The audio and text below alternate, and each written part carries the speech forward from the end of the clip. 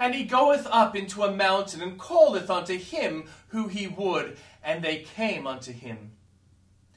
Here was sovereignty, and patient spirits may fret and fume, because they are not called to the highest place in the ministry.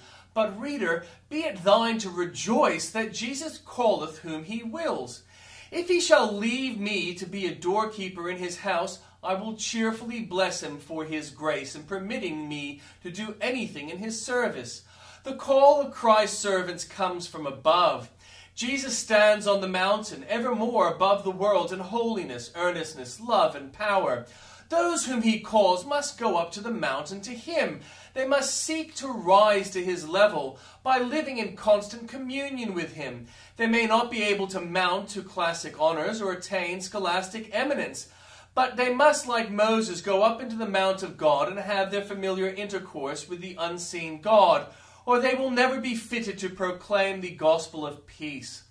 Jesus went apart to hold high fellowship with the Father, and we must enter into the same divine companionship if we would bless our fellow men. No wonder that the apostles were clothed with power when they came down fresh from the mountain where Jesus was. This morning we must endeavor to ascend the mount of communion, that there may be ordained to the life work for which we are set apart. Let us not see the face of man today till we have seen Jesus. Time spent with him is laid out at blessed interest.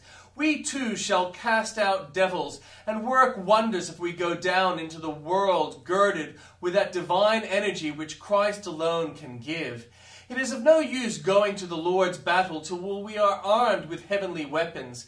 We must see Jesus. This is essential. At the mercy seat we will linger till he shall manifest himself unto us as he doth not unto the world, and until we can truthfully say, we were with him in the holy mount. Evening wolves. While preparing the present volume, this particular expression recurred to me so frequently that in order to be rid of its constant importunity, I determined to give a page to it.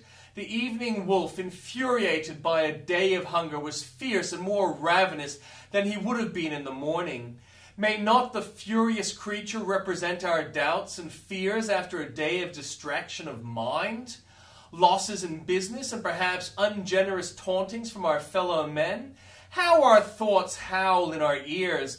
Where is now thy God? How voracious and greedy they are, swallowing up all suggestions of comfort and remaining as hungry as before.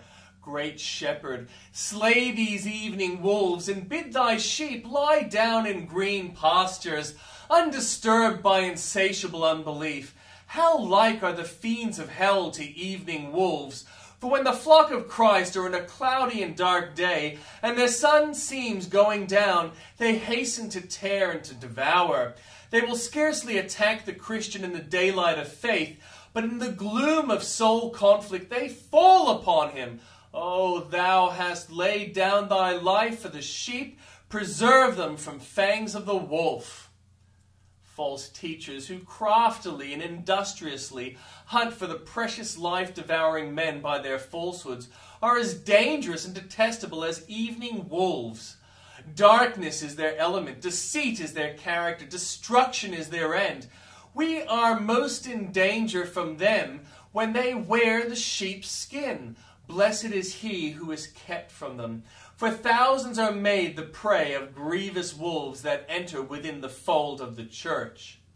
What a wonder of grace it is when fierce prosecutors are converted, for then the wolf dwells with the lamb, and men of cruel, ungovernable dispositions become gentle and teachable. O Lord, convert many such, for such we will pray tonight.